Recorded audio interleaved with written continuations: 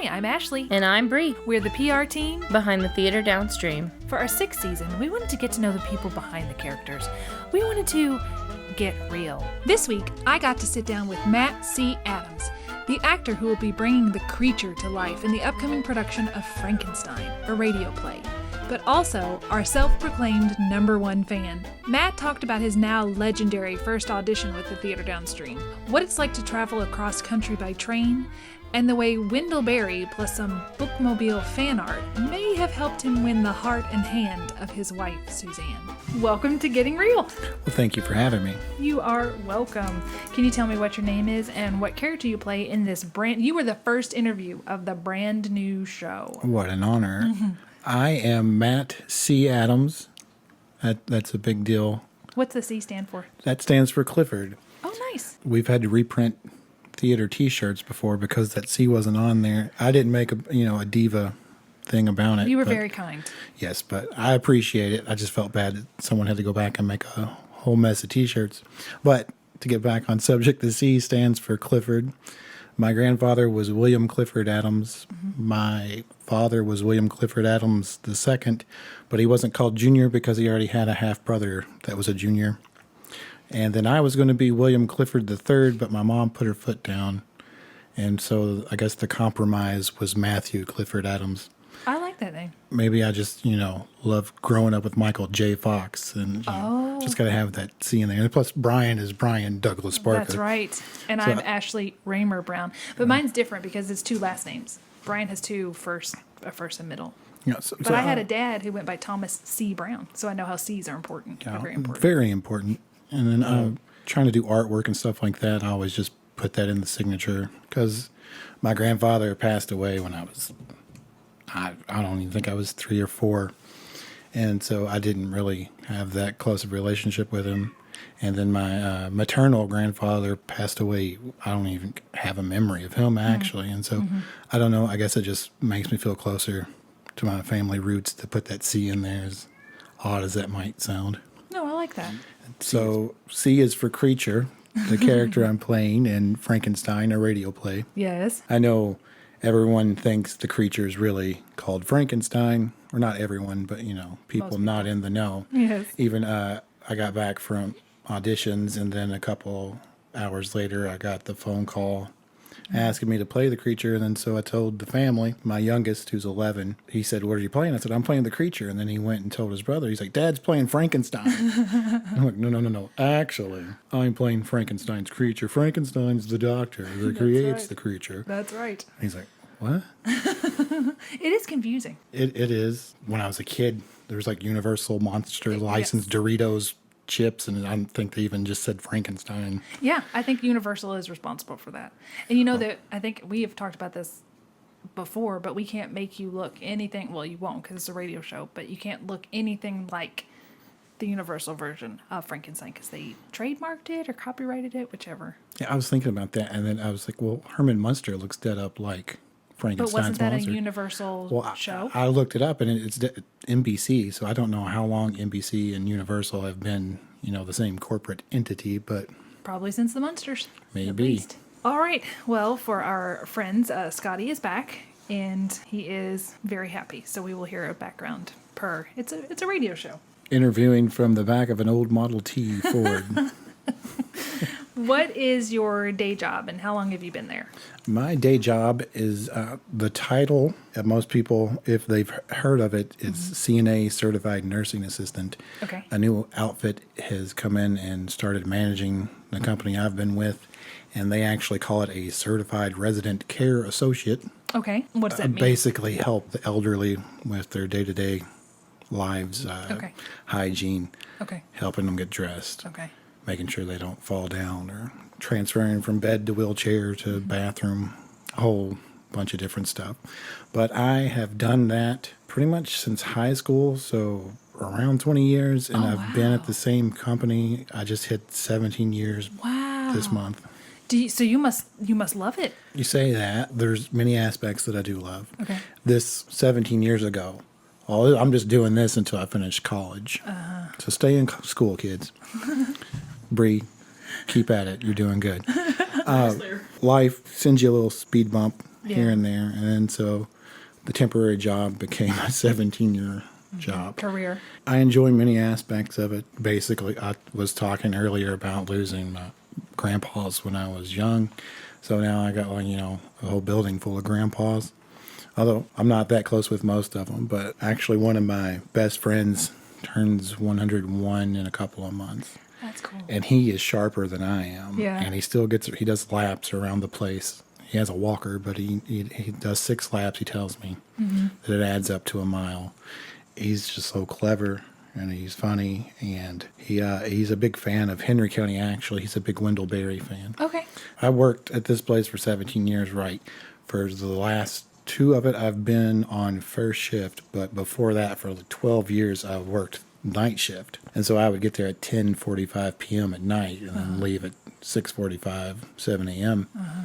I had all these people I was taking care of, but I didn't really have a relationship with them Because they were asleep. Yeah, there were a handful that, had trouble sleeping at night, and I would have to help them. But I didn't really get that close. And then 2 years ago, I started on the day shift, and then I met this guy. I'm trying to be careful not to violate any health, Sure. privacy information.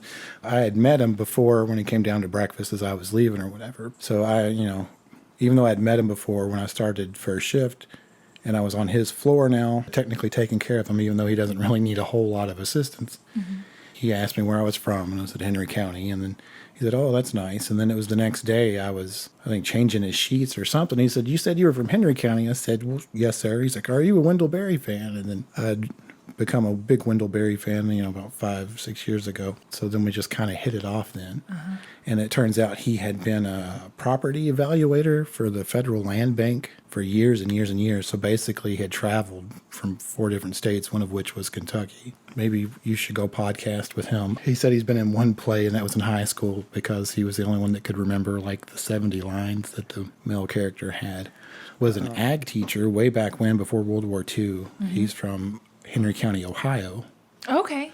And then Pearl Harbor happened, and days later he was drafted, and then he went to World War II. Didn't really see any combat, because, you can tell he's a clever man now, but he got kind of more into the intelligence side of things. But then he came back, and he got into working with the Federal Land Bank.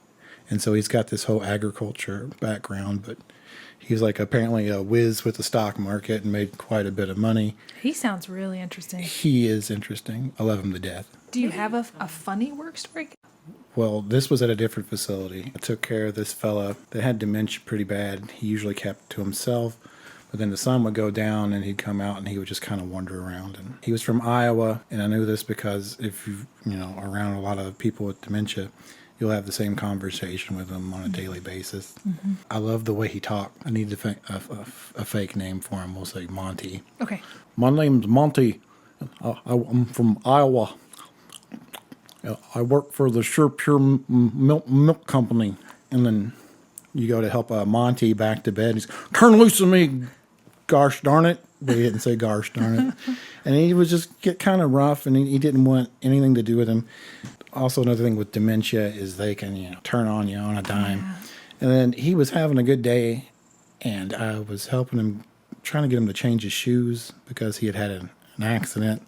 I was putting dry shoes on him, so I went to go tie them for him. Next thing I know, he's like, "Turn loose of me," and then whops me on the head. Oh, no. I was just kind of taken aback. He didn't hurt me, but it was just, when you're not expecting it, you can get hit like that. Yeah. You kind of tense up, and then I backed up, and then my ex-wife, who was girlfriend at the time, was working there too, on a different wing, and then she was just coming to, check on me, because I think it was almost quitting time. And then she walks in, and he goes from, "Turn loose of me," he's like, "Hello." When she walks in, then he's like, "You can put your shoes under my bed anytime." Whoa. Whoa, Monty. It's like, what? So if that was your supposed to be temporary job, what did you want to be growing What did up? I want to be growing up? Well, early, I wanted to be, an animator for Disney. Oh. Yeah, because who didn't love the animated movies back then? Or even now today, even though it's, mostly computer generated. I think in '89 I was 8, almost 9. My parents had been divorced, and in retrospect, I guess this was Dad's way of saying, well, let's go do something, boys. I don't know if he was trying to win our love or what. But this is the most extravagant thing my father had done at the time. But we went down to Disney World, and I believe it was called MGM Studios back then. It was, yes. And they had a whole wing where you could walk in and look at things. I was in love with that. I wanted to do that. And then about the time Batman Returns comes out, I'm really dating myself here. Okay, the one with Danny DeVito as the Penguin, Michelle Pfeiffer as Catwoman. Yes. I went, my brother's friend Philip, they were friends, and then I didn't think I was annoying. I thought I was cool back then, but I guess I was the annoying little brother that had to go do what his brother did. And so I ended up going with Philip and my brother to see Batman Returns, and then the movie theater was in the mall at the time. And so after we went to one of the bookstores, and they had comic books there. And I hadn't really been into comic books before, but they had an issue of Amazing Spider-Man 365 that had this really sweet hologram cover on the front, and then the artist Mark Bagley. I fell in love with that, and then started buying. Back then you could get trading cards that had all the Marvel characters on it, and I was drawing Marvel left and right. For the most part, from then on, I wanted to be a comic book artist. I think you'd be really good at that. Oh, thank you. I thought I came close. This was like 2007. Be prepared to be super attracted, ladies. I was hanging out on this fan forum for the Transformers. And you get on there and, discuss Transformers. But also people were sharing their artwork. Transformers was a favorite as a cartoon, and then I got into the comics. And so I started my own fan comic book art, and people were like, oh, that's great, that's great. And then these awesome guys, one from Australia named Josh and one from Canada named Sean, they were kind of the moderators of the Transformers website. They started this thing where you do a one-page story, Transformers related, whatever. Then they actually took fans that were writers and fans that were comic book artists or wannabe artists and paired them up. And so they would write like the story and then the artist. We actually called that Transformers Mosaic. I came up with the mosaic thing because the idea was like a bunch of different iterations of the Transformers. There's the old school Optimus Prime is his truck, and then there's one Beast Wars where he's a gorilla. Megatron was one of them, right? Yep. Because my dad used to call me But that. your dad would call you Megatron? My dad would. My middle name is Megan.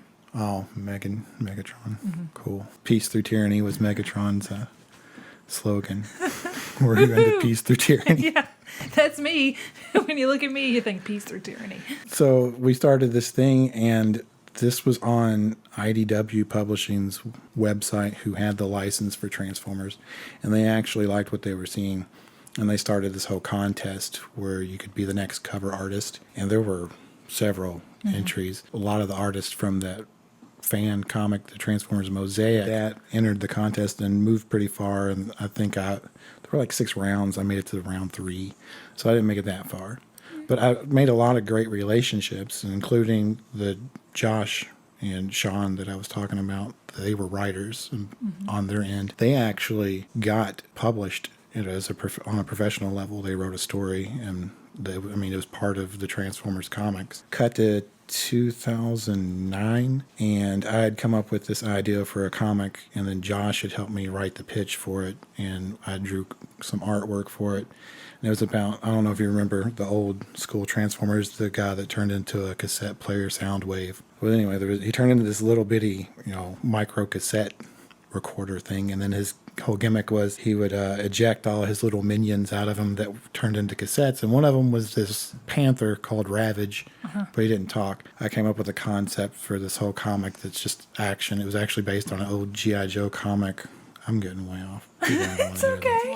I'm getting way off on a tangent. Anyway, there was an old G.I. Joe comic where it was famous because there were no word bubbles or anything. Okay. It was just all action. Okay. And so I had the concept to do that with this Transformers character, like an homage to it. Okay. The idea was they had a big Transformers convention pretty much every year, and this year it was going to be in San Diego. So Josh, who lives in Australia, and it's no easy task to get from Australia to San Diego.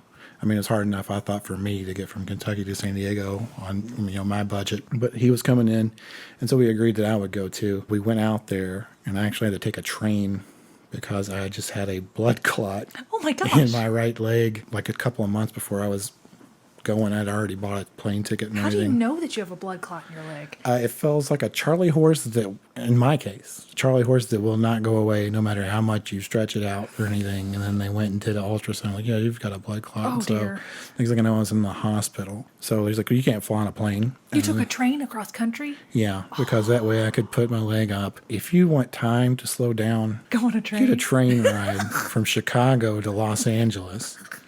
It will slow down for you right away. I mean, you'll go insane. Take something to work on. Like I took 6 movies and I knew them by heart by the time I got back because I'd watched them so often. I've always wanted to take a train trip, so you're saying that maybe it should be a short one.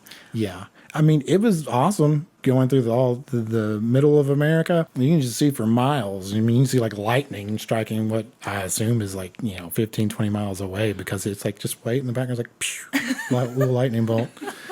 And then you start going through the mountains and the desert, and it's a desert, but you're like, holy crap, there's snow right there in that shadow of that like rock. So how was it to sleep on a train? That was an experience. Was it bad? You got this little compartment, and there's like these 2 seats facing each other, and then turns out there's supposed to be 2 bunks in this place. You fold down the backs, and boom, you've got a bunk.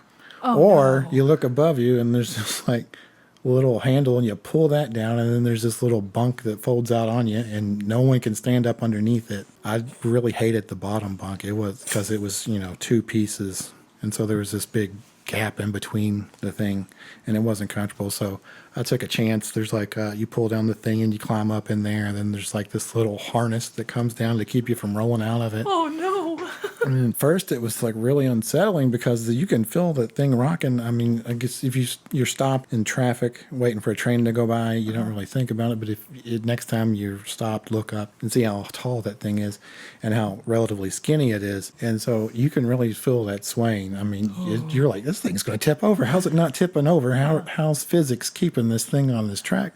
It stayed on there, but it took a while to fall asleep. And then I guess I slept pretty well actually though after, so maybe it was kind of like a Rocking you to sleep. Maybe I was back in mother's arms or something. I don't know. How long did it take you to get across country? It was 3 or 4 days. I think it was 3.5 days. Wow, and you could have just flown there in an afternoon. Yeah. Yeah, so because of blood clot, and then it was actually my family. They were really, behind me, the dream to be a comic book artist. Well, tell me about your family, Well, like your current family. Tell me your about your current family. My current family, I am married to my wonderful wife, who I am very much in love with, Suzanne Banta. It's so sweet. She works at the Henry County Public Library, and if you're a man listening to this, you might have hit on her in the past. Because apparently it's a thing to go into the library and, try to check them out. Really? No, I don't mean books. Really? Yeah. Does that happen to her a lot? Not a lot, but it's happened in the past. Because it was explained to me that I should feel lucky because when I asked her out for coffee, she said yes. I think it was well known when I was up to, when I started bringing my kids into all these story times and winter wonderland activities and stuff like that. To go back, I had got divorced in 2011, and my mom apparently cut the hair. She's a hairstylist. She was doing the hair of the current bookmobile driver back then. And apparently they were scheming because there was a single mother librarian there who, should be fixed up with someone. And then so my mom's like telling me, and I don't know who this person is. I've never seen him. And then she keeps talking about it. And then I'm not interested, Mom. It's all right. Well, months went by, and then she shows me this picture of someone else who I thought was the librarian she was talking about. And then, not to be, superficial or anything. I was like, yeah, I don't want to, I don't want to date with the librarian, Mom. That's okay. And then cut to, I don't know, months later, we're at the Harvest Showcase, and the library sits up there every year. And there was a librarian there painting faces, and the mom's like, oh, there's, Suzanne, the librarian I was telling you about. Like, that is not the lady you showed me a picture of. Like, this lady's pretty. This lady's out of my league. What's going on? And she's like, no, let's go over. I was like, I don't know. So not only was she pretty and kind, she could also paint a pretty sweet shark on a kid's cheek, and she knew what Minecraft was and was able to paint characters from that. And then so, she was on my radar big time. So did you ever figure out the case of the mistaken identity? Apparently she was some teacher, and I guess I was doing the thing where you're half listening to someone that I love my mom dearly. She's incredibly supportive, but I guess I was kind of blocking her out whenever she was So talking she about told a you who it teacher. was, and you just didn't hear. She didn't say this is. She's like, this is that girl I was telling you about. Apparently, she was telling me about multiple girls. She's like, this is the girl I was telling you about. And I was like, oh, the librarian. In my head, I'm like, oh, the librarian. I didn't actually say it. And I was like, oh, no, okay. So I'm not interested in the librarian. But then it turns out I was very interested in the librarian.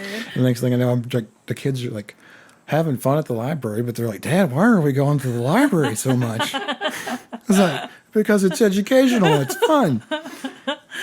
And they're like, what's going on? And so I finally leveled with the youngest. I'm like, there's this librarian there. It's very pretty, and I like her very much. And I'm trying to figure out how to ask her out to coffee.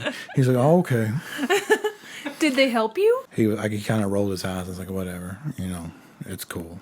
And so we went there for Halloween and did things. And then we went to this thing, I don't think they called it a winter blowout. But anyway, there were like these fake snowballs. I thought too. That's when I saw Miss Suzanne. I'm trying to figure out something to say to this woman, like that's not skeevy or like, I'm here to check you out. Or, It's not just the books. You're pretty. Well, I couldn't think of anything, and I'm so awkward and shy. I think I made bookmobile fan art of Santa driving the bookmobile, but it's flying with the reindeer, and I sent it to her. That was part of your That was part of the plan of the wooing of Matt C. Adams. That's how Matt rolls. I think it's wonderful. Send her artwork to seduce her of the bookmobile. Well, Nothing gets the ladies going like some bookmobile art. if it's what they care about. But it was my awkward way of trying to, open some communication. So I'm like, I had this idea. I thought maybe you could use it as promotion. And so I sent it to her, I think, through Facebook or something because, I didn't have her phone number at the time. Mm-hmm. Finally, at this winter blowout thing where they're throwing snowballs, I forget what I said, but it was basically she had a bunch of teen volunteers cleaning it up, and I said something along the lines of, boy, it must be nice to have an army of teens or something. It was a lot. It sounded better than what I'm saying now. I need to ask her It what was I smoother. said. She kind of laughed. I was like, And he said, I'm in. I did not think I was in at that point. But apparently, getting the story from her perspective, at that time, everyone was like, you know what, this guy's coming in here. If he asks you out, you better say yes. So that was before Christmas, and then cut to, I think it was January 6th. I kept going back there because I didn't know her work schedule. I wasn't that much of a stalker. And then so I'd go in, and I think that might be how I got into Wendell Berry because I was looking for a book to check out. And Wendell Berry is a name I know. And then I checked that out. And then, I think that's the book I checked out when I finally asked her out. Uh-huh. And I said, would you like to go get coffee sometime? And discuss this book. I didn't bring up the book. Maybe I earned some points because of the quality of the book that I checked out, and it wasn't like, I don't know, Boomer Esiason's Guide to NFL or something, which I don't know if it is a book. So if you go to check that out, I don't know if it's available, but maybe it should be. But back on track, she said sure, and I was like, wow, that was easy.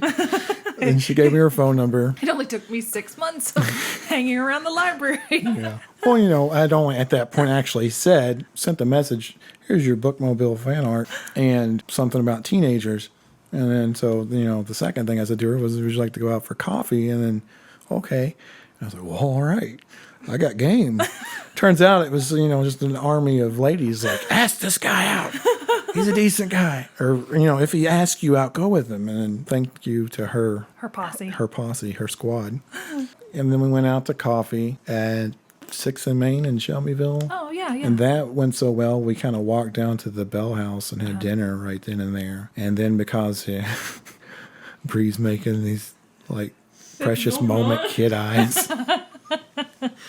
So that dinner went well, and then we made plans for an actual date, but because, both being divorced and having shared custody of kids and schedules overlapping or whatever, it wasn't until like the last part of January that we went out. That went pretty good. Must have. Yeah, I took her to Carmichael's, the oldest bookstore in Louisville. Oh, that's smart. That was fortunately attached to a Heine Brothers at the time. And so we had coffee there again. She liked peppermint mochas. We went to, I want to call it the Gas Bar. It was like an old garage in Louisville, and now it's a restaurant. Anyway, Garage Bar, I think is what it's called. And so that went well. And then 21C, the hotel in downtown, they've got like a free art gallery in there. Mm-hmm. I don't think I had it planned out then, but luckily there was this display there, like an installation that involved walking into this room and a curtain covering it because it had to be in darkness. And that's when I made my move, smooched her, and that went pretty good. Wow. And then cut to years later, I had it planned out. All of her kids were there at 21C. I took her back there. Like, she had to do the father-daughter dance. I'm like, I need you to be off. And she's like, why? I was like, there's this thing going on. I think I lied and said this person I went to school with was having an art gallery opening, and I was invited, and I really wanted her to go. And then so she went there, and I think she knew something was up. But anyway, so we get there, and in that room where I kissed her, our kids were hiding, and then they walked out, and then her parents were there, and my parents were there, and then they got it in the wrong direction. But anyway, it's supposed to start off with Justice, the oldest of our 4 kids, had the ring with her. And then they were supposed to pass it down towards me where I was on, one knee. And then it kind of went in the right order, but in the wrong direction. Oh, no. So then Avery had to run over. He's the youngest, and gave me the ring, and I proposed, and then that went well. And right before we walked into the hotel, she's like, I hate public displays of affection. Oh, I was like, no. Oh, crap. Well, you're probably going to have to forgive me. Did you say that to her? I forget what I said, but she said she knew what was up. Wasn't for sure it was a proposal, and she had no idea that I invited like all of our friends and family. Oh, no. But no, it went well. Okay, good. Cut to a few years later, we're still married. That's good. Well, did she say yes? She said yes. My wife said yes, she'd marry me. Oh, my goodness. We were on the edge of our seats. That's really romantic and sweet. Thank you. I had a little tear come up a little bit. I didn't. So the moral of the story, ladies, is find you a man that will make bookmobile fan art. That's right. We'll make fan art of the thing that you love. Yes. There you go. That covers my wife. Now let me tell you the life history of all of our children. You, as far as I know, are very recent to the world of acting. True. What is your origin story then? Why did you decide you wanted to do this? The only play I was really in was back in 6th grade, and I enjoyed it. And then I guess in high school, a long story, but I ended up in the media class. And they used to only take people in junior and senior year, and somehow I made it in their sophomore year. So media was my outlet for acting. We did all kinds of stupid skits.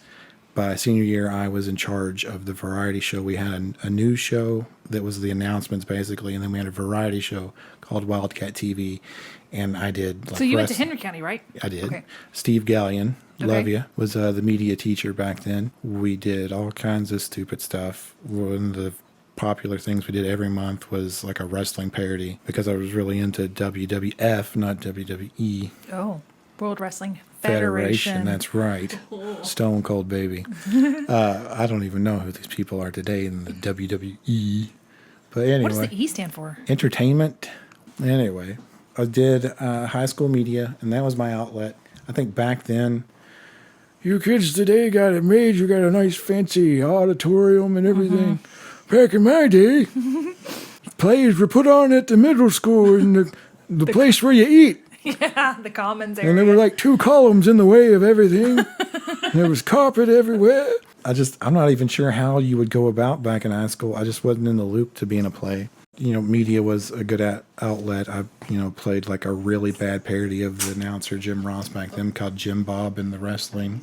And did all kinds of stupid skits. And then didn't really do anything after that. And then my lovely wife, Suzanne, brought me to the Theatre Downstream's presentation of Disney's Beauty and the Beast. Wow, you saw that one? I did. That was my first, experience. First of all, I was like, wow, look at this auditorium. Yeah. These kids today, am I right? Yeah. The set was huge. And I was like, actually, aside from the acting part, I was like, I really want to build those sets. I want to paint some of that stuff. That stuff looks awesome. How do I do that? I don't know. I just had this feeling that I think I could act, because I think I wrote a part in the newsletter that I used to just really get a kick out of making my grandmother laugh at all the stupid things. Like I used to do a really bad Crocodile Hunter impression because we loved watching the crocodile. The only way to tell if a croc is male or female is to take your thumb and put it in its cloaca. Whoa. So that stuff would just have her laughing. And so I just always thought maybe I could act. I got all these emotions, man. You got the feelings? I got the feels. I got to get them So what out made there. you decide to actually come and try out? Because Beauty and the Beast is 2015. You didn't try out for anything until 2018. So that's Very true. 3 years of wishing and hoping. Well, my Achilles heel in the acting world is the old singing part. I'm not a strong singer. My firstborn, he used to love me to sing Twinkle, Twinkle, Little Star to him.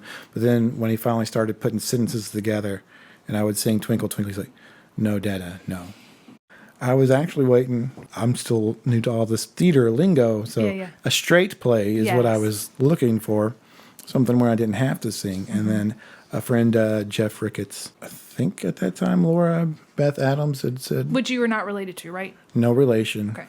You know. I thought you were at first. No nepotism going on here. Yes. We're like Babs and Buster Bunny, no relation. Yeah. So they were like, you should do something. You should audition. And then I think auditions for White Christmas were coming up, but it was a musical. Right. I can't sing. Jeff said something about, he reminded me of the quote from Christmas Vacation where we're all going to have the happiest Christmas since Danny Kaye tap danced. And I think there's an F-bomb in there somewhere. I was like, oh, that's what that means. Because I never put it together. I mean, I knew who Bing Crosby was, but I didn't know Had you who not Danny... seen White Christmas? No. Oh. No, I had not. I'd seen clips of it, and I knew at some point they're singing, and it's World War II, and they're singing White Christmas. I didn't know any of the rest. And then, but he's like, you should audition. And I'm, well, maybe. And then I checked, you guys posted the cast or the character breakdowns, and there were some non-singing roles on there. And so I was like, what the heck? Of course, they're like, well, you need to have a piece prepared to sing if you're going to audition. Nothing I read said, if you don't want a part that doesn't sing, don't worry about it. So, well, I need something. And so Andy Kaufman did this thing where he went on Saturday Night Live and he played a record of the Mighty Mouse theme. And then he didn't actually say anything. He just kind of mouthed whenever it got to the word, here I come to save the day. That whole thing. And so I basically tried to recreate that. And I thought, they'll see that I can do stupid voices and that I'm willing to make a fool of myself on stage in front of people. That's got to win me some points instead of not singing anything. I thought it was funny. It was so funny. And weird. Like, who is this guy? What is going on? Well, it helped that I knew the routine. So if I hadn't, You're like, what? I'd probably been like, what is happening? I was like, legend. Yeah. A legend as born. And that went well, and I got a part. And then That's Matt's. Matt's tagline. That went well. that went well. I guess I have said that. In retrospect, that went well. And the Snoring Man, which, my first part, I had other parts in there, but Snoring Man was the biggest one, was supposed to be a singing role. You guys kind of reworked it. Snoring Man was supposed to break out in the song in the middle of the train. He was just supposed to start waking up and saying, snow. But you guys reworked it so Snoring Man just sleeps the whole time. Well, they don't want me to sing, but I took it as a compliment that they saw something there in that audition where they were willing to, put the work in and actually rework this character so that I could be in there. And that went well. That went well. So do you have now that you're in it to win it, do you have a dream role or a dream show that you'd like us to do or you'd like to be in? I knew you guys were going to ask that because I am a fan of Real Talk. And I'm going to focus on the whole dream aspect of the term dream show. And say that my dream role, the show has not been written yet. Nick Offerman, the actor from Parks and Rec, he's a huge Wendell Berry fan. Yeah. And in his book, Paddle Your Own Canoe, he wrote that when he first started out, he actually wrote Wendell Berry and said, I love your fiction, Port William fiction. Is there any way that you would give me permission to, make a piece based on your fiction? I don't care if it's television, a movie, or just, community theater. Can we make this happen? And Wendell Berry's like, nope. Just shot him down. And apparently over the years, he has periodically, checked back in, can we do this? And he said, no. Why? I don't know. I actually got to speak to Mr. Berry at the bookstore at the Berry Center. He was doing a book signing. I've been fortunate enough. I actually went to school with his granddaughter, Katie, and then I became friends with her sister, Virginia, the other granddaughter of Wendell Berry, and I've done some artwork for them and drawn caricatures out there at their festivals. And then the weather was horrible, and there weren't a lot of people there. And I asked him, I was like, that actor Nick Offerman keeps asking if he can adapt your fiction. Have you changed your mind in it? And he's like, well, I don't know. Right now, there's a lot more work to do that I want to do. I took that as if I'm going to let someone adapt my work, I want to be involved.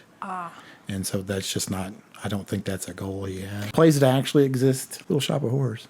Actually, when you guys at the concert were doing the reveal for this season, and I heard Little Shop of Horrors. No, Little Women. I was like, wah, wah, wah. Yep. Sorry.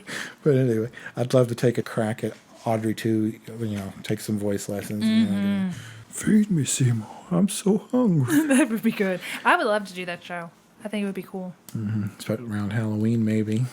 The other one that around Halloween we would like to do is The Addams Family. That's a fun one. Well, tell me, do you have a favorite radio show or podcast?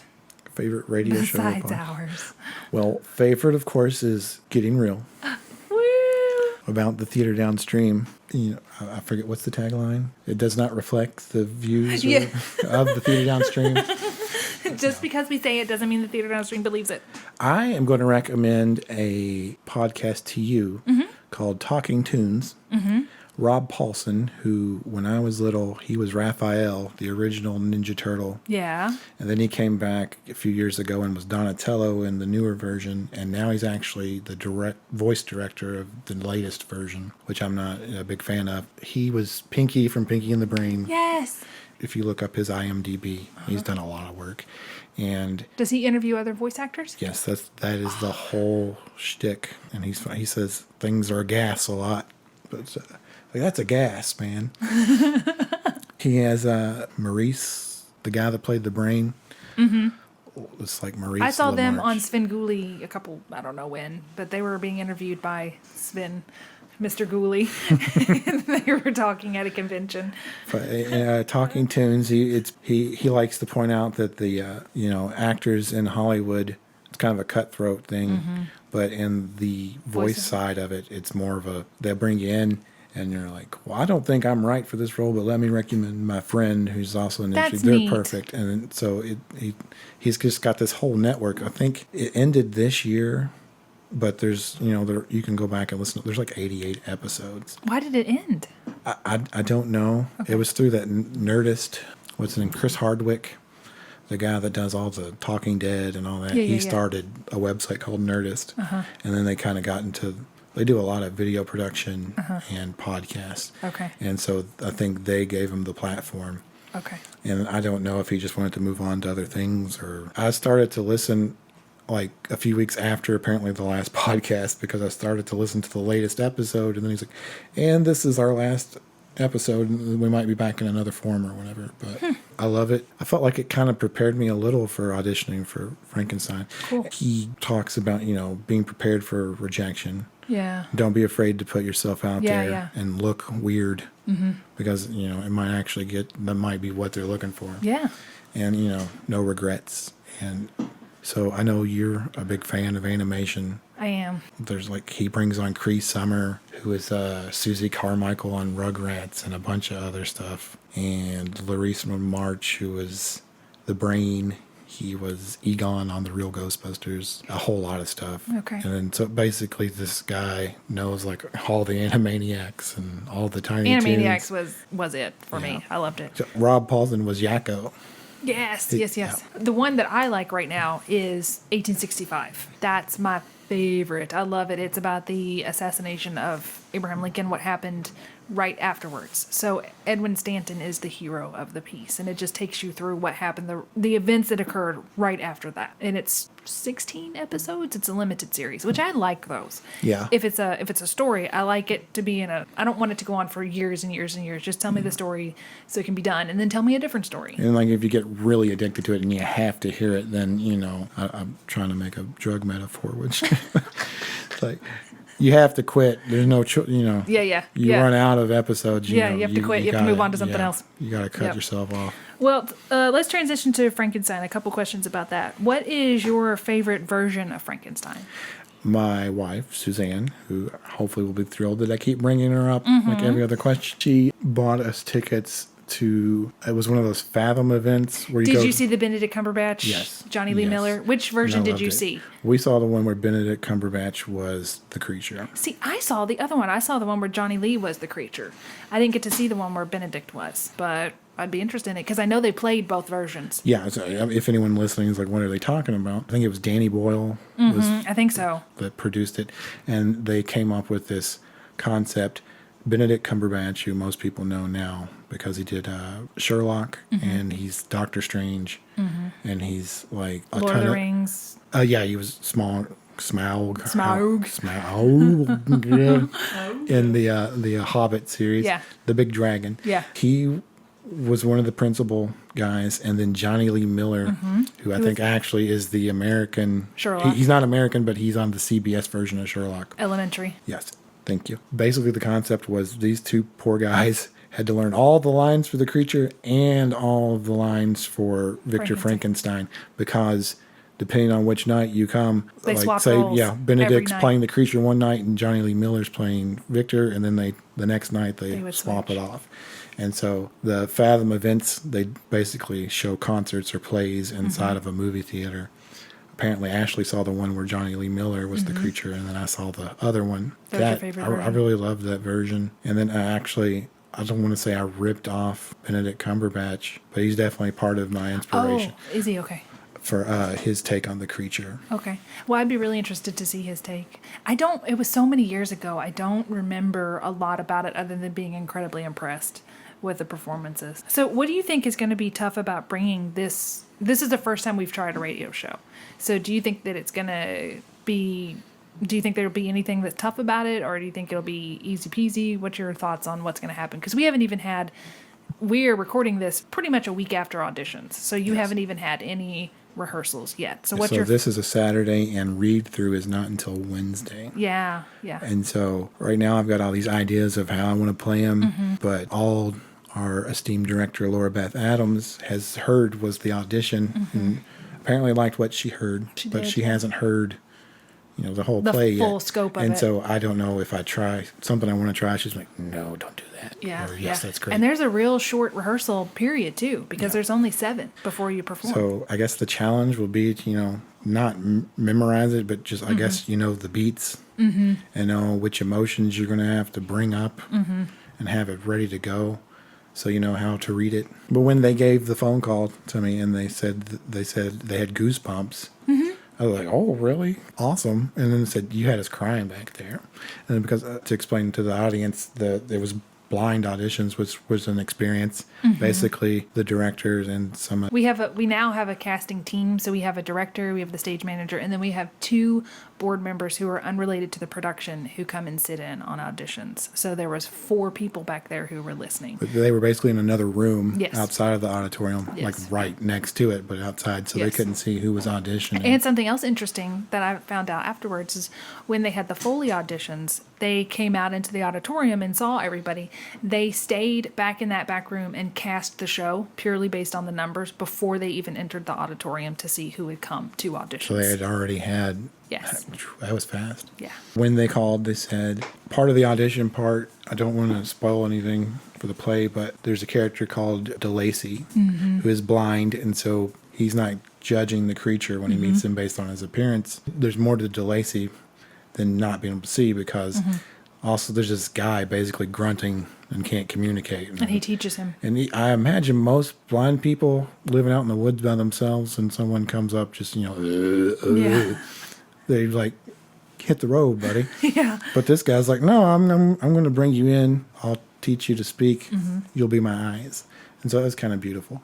But there's this whole really emotional exchange with them later on in the play, where the creature kind of starts to learn more about his own origins. Like he gets some information that he didn't know before, and he kind of realizes that his creator might not might not, be so keen with him. And then he gets kind of emotional about that. What part do you think is going to be the easiest? I would say not memorizing lines. Yeah, that's pretty sweet. Yes. What is challenging about bringing this particular character to life? Well, I'm challenging. I don't want to give the audience something where they're like, what is that? Mm-hmm. That is a weird interpretation. Mm-hmm. But I also don't want to give them, fire bad. Mm-hmm. The caveman interpretation. Yeah. Don't want to give them, the same old thing that they're used to. Mm-hmm. And then, not that those things were bad, but yeah, they weren't, this day and age, you want something a little new. So I guess finding a balance between familiarity, but something that you weren't expecting. What do you think the audience is going to be thinking about in the car on the drive home? That Matt C. Adams is a heck of an actor. No, hopefully that they were entertained, and hopefully they'll be talking about, well, that was neat when they did that with the boot and the kitty litter, or making a sound. Or I don't know what we're going to be doing. The boot and the kitty litter. It's for the boot and the kitty gravel. Or he did a convincing dog bark. Yeah. Or something like that. I'd like to see more of hopefully this. They'll get a kick out. This is the first time the Theatre Downstream has done a radio play, and so I'm hoping a lot of our regulars will come see this, and hopefully they'll have a good time. And I'm like, well, that was different, but I really liked it. Yeah, I hope they do more of that. I do. I hope it goes well so we can do more, because I think it would be a really good way to kind of fill out our season. Then I don't know. Hopefully they'll enjoy it. I mean, right before Halloween. Hopefully they'll be like, that really helped me get in the Halloween mood. If they like this author, he's also written a Dracula script. So who knows if this goes well, maybe next Halloween we could do Dracula. That would be cool. What do you love about the creature? I mean, who among us isn't looking for acceptance? Mm-hmm. Who hasn't felt like an outsider? Mm-hmm. I mean, besides Brian Douglas Barker, I'm sure everybody loves him when they meet him. He's never felt like an outsider, I imagine. He's just got so much machismo and charisma.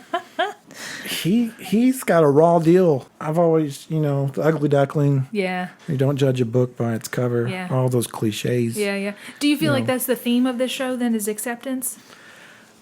Maybe not acceptance. Yeah. They're careful what you wish for. Don't judge. Don't play God. Don't judge your book by its cover. Yeah. When someone says they're going to murder you if you don't do something, believe them.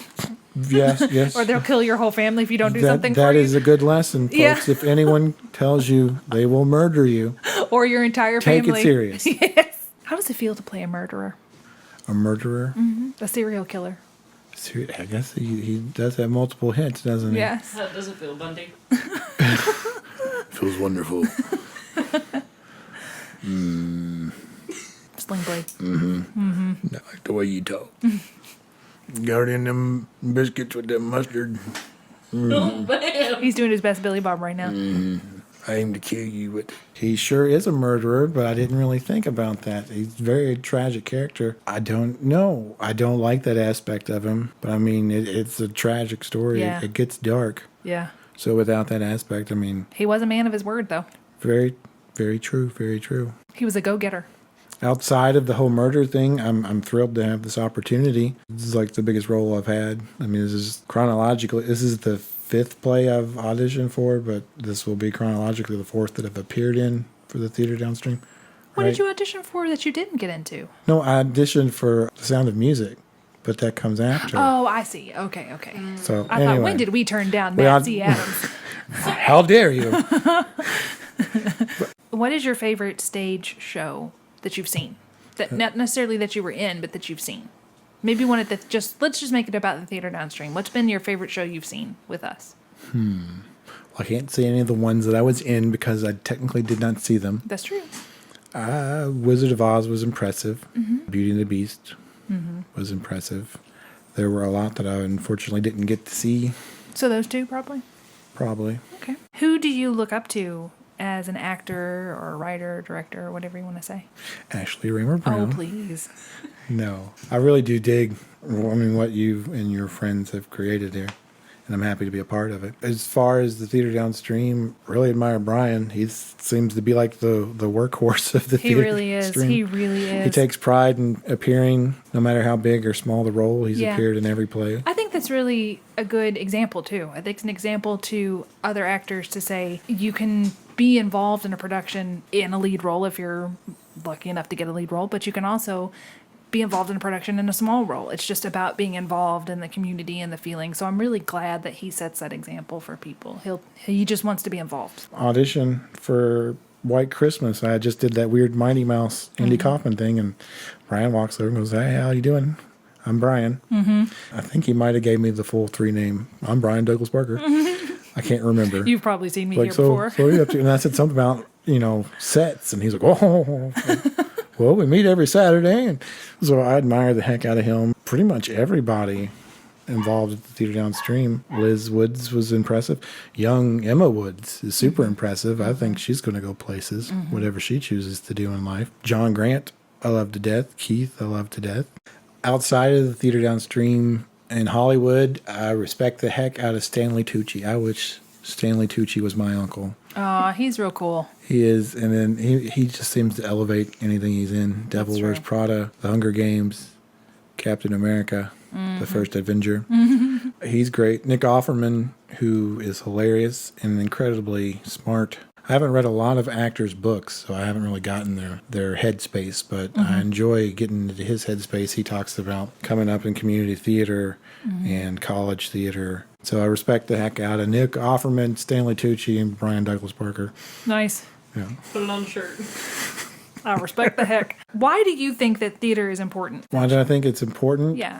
I think it's nice to find a form of entertainment that isn't on your little glowing rectangle on your phone, on Yeah. a TV. Yeah. It makes you think. You're more immersed in it. So from an audience perspective, I think that's a good reason. From an actor perspective, just an awesome sense of community. I haven't had either the fortune or misfortune of working outside of the Theatre Downstream, but in the Theatre Downstream, it's a family. I feel like I can be myself. I can take the risk of doing something. I might be worried that someone's going to think that's weird or that's stupid. I know either going to get that laugh I'm looking for, or at the very least, no judgment. It's just nice to be in a group of creative people working towards the same goal. Yeah. Even though you all bring different parts to it, you're still, putting your piece into the puzzle. So if you could wave a magic wand and change one part about theater, what would you change? If you could. Is there anything you would change? Magic wand give me an amazing singing voice. Not about yourself, about myself. theater. I'm part of theater. I am theater. About theater, well, like I said, I haven't had a lot of experience outside of the Theatre Downstream, and there's not a lot there that I don't like. But I guess I'd wave that wand and say, Alakazam, no a-holes. Yeah, that'd be nice. Do you feel like it's easier to be yourself or to be a character on stage? Do you like basic public speaking or do you like acting? Because basic public speaking is standing up as yourself and just talking, or do you like being I'd a say character? probably acting. I mean, you've got the whole barrier between you. Like, this isn't really me. So if you want to judge his character, go ahead. That's not me. I'm not really the one to saying that. You have to answer these quickly, Matt. That's the point. They're the rapid Fire. That's right. Rapid fire. Applesauce, spaghetti, Hamlet. What is your favorite movie quote? That really tied the room together, man. That rug really tied the room together. The Big Lebowski. If you could choose, what show would you want to do next? I bet I know what you're going to say. Little Shop of Horrors. Yeah, that's what I thought you'd say. Yeah. What is your best or funniest childhood memory? Waiting outside of Space Mountain because my dad and brother went to ride it. They said, we'll be right back. I could see them for like the first hour they were in line, but then they disappeared into the building. And I sat there for to a little kid, seemed like not days, but multiple hours, and getting emotional. What if the ride broke and they died, and I'm here in Florida by myself, and then some poor Spanish lady sees this poor kid by himself sitting on this concrete bench thing, crying his eyes out, and she can't speak English, he can't understand Spanish, but she's trying to comfort him. she's trying her darndest, and she's got like a stroller and 4 or 5 kids of her own, and they're all like, what's going on? I assume because I couldn't speak Spanish. And then I'm crying, and then I'm getting more upset because this poor lady's trying to help me. And then I don't know what she's saying, but something about what's wrong and where's your parents. And then here comes dad and brother like, what the heck is going on? And then everything's all right. Why are you crying? Stop crying. Stop it. Stop. We're okay. I thought you were dead. Rapid fire. Awesome. That was quite rapid. So how long were they actually in line? Did he tell you? I don't know. I mean, 10 what's minutes. the average? It's probably like an hour and a half, maybe. And the bulk of it was outside of the building. So but I don't know. It just seemed to me like a long time. Dad. He wouldn't have bought me that Mickey Mouse watch that I wanted. So maybe if he had gave in and bought that Mickey Mouse watch, you wouldn't have been so I would have. upset. It's only been 15 minutes. What personality trait of yours has gotten you in the most trouble? I was a pretty straight-laced kid growing up. I guess when I do get talking, I talk too much. And then Mr. Harris, the principal of the middle school, was talking or something, and I was talking to a buddy, and we were all waiting in line to get out of the cafeteria. And I kept talking, and he's like, just looked at me like I was the devil. Quiet! Man. Do you think that cats have any regrets? Cats, they have no regrets. They live their lives. They don't care if you don't like what's happening. Maybe I should have took a few more naps. What's the funniest way you've been injured? The lamest way I've been injured, I was in gym playing basketball, and the ball, went out of bounds, and I'm like, I'll go get it. And I just went after it, and I got the ball, and then I went to pivot and turn, and somehow I twisted my ankle, and it swelled up, and I was on crutches for like 2 weeks. Oh my gosh. If you could live in a painting, which one would you choose? The Starry Night. Oh, good choice. Which world in The Nightmare Before Christmas would you pick? I don't remember all the doors they showed. I'm going to say Arbor Day World. So there had to be one there, right? Yes, of course. Who doesn't love trees? What was your favorite toy growing up? The Ecto one Ghostbusters car from the real Ghostbusters, which I Awesome. still have. My cousin Brett had the Masters of the Universe castle. Castle Grayskull, that's a good one. That's a good one. If you had to pick a new name for yourself, what would you pick? I would be Forrest Brando. Oh, nice. What's the most beautiful place you've ever been to? We did a staycation honeymoon, and we went to some preserve in Oldham County, and it was just, Kentucky woods, same trees you'd see anywhere, but it was just untouched. There's just a few trails, a nice babbling brook going through there. I wish I knew the name of it. Any place my wonderful wife is. The library. There you go. I was like, he's going to say the library. I know. He's going to say the library. That's what I thought too.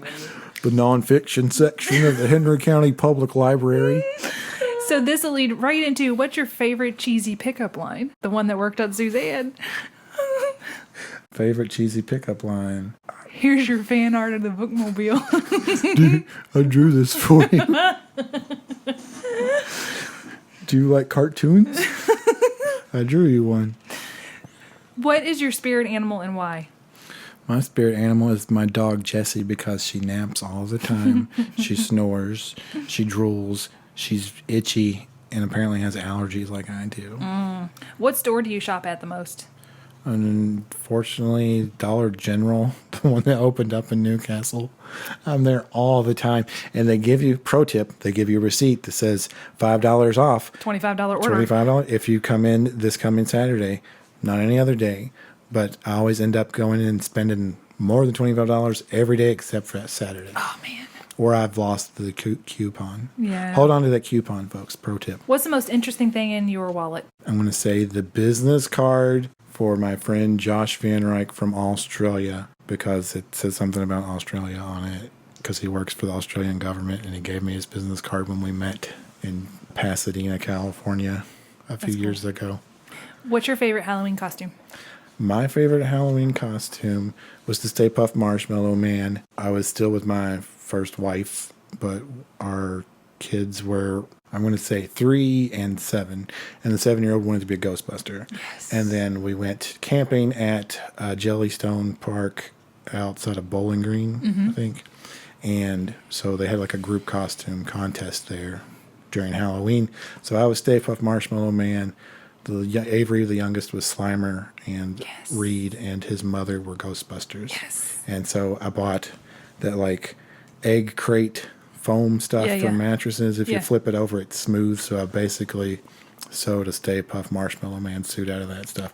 And it turned out to be, I'm like, oh, it'll be late October. I'll be all right. You were probably burning up. It was weren't like 88 degrees that day. you were dying. I had a lot of empathy for theme park mascots. Oh, I bet. Okay, here's a bonus. Would you rather? You ready? Yes. Okay. Would you rather never brush your teeth or your hair? I'd rather never brush my hair. Me too. I gotta brush my teeth, man. Men get that one way easier, though. Yeah. Would you rather read novels or watch movies? Sorry, Suzanne. Watch movies. Dun, dun, dun. Would you rather have cake or pie? Pie. Coke or Pepsi? Coke. That's the right answer. See a Sasquatch or a Yeti? They're like cousins. Yeah, but which would you rather see? Do you want it to see depends on. Well, I'm going to say Yeti because then that means I've traveled somewhere There you outside of go. Kentucky. Because Sasquatch is in Kentucky. Yeah, he is. Yep.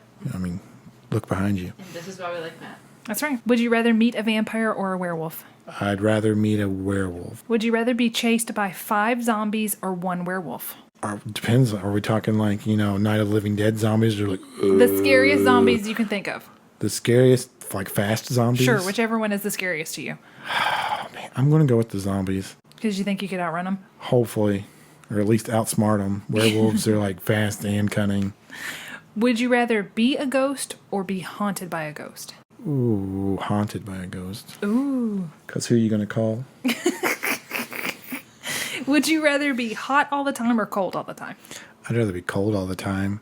My wife, I think part of my appeal to her is she calls me her personal space heater. Oh, I bet. I'm always hot. She's always cold. So, you It put works us well. together. Yeah. It works well.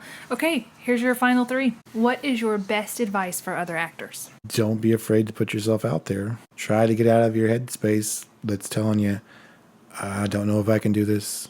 I shouldn't do this. Just go for it. What would you tell the 10-year-old version of yourself?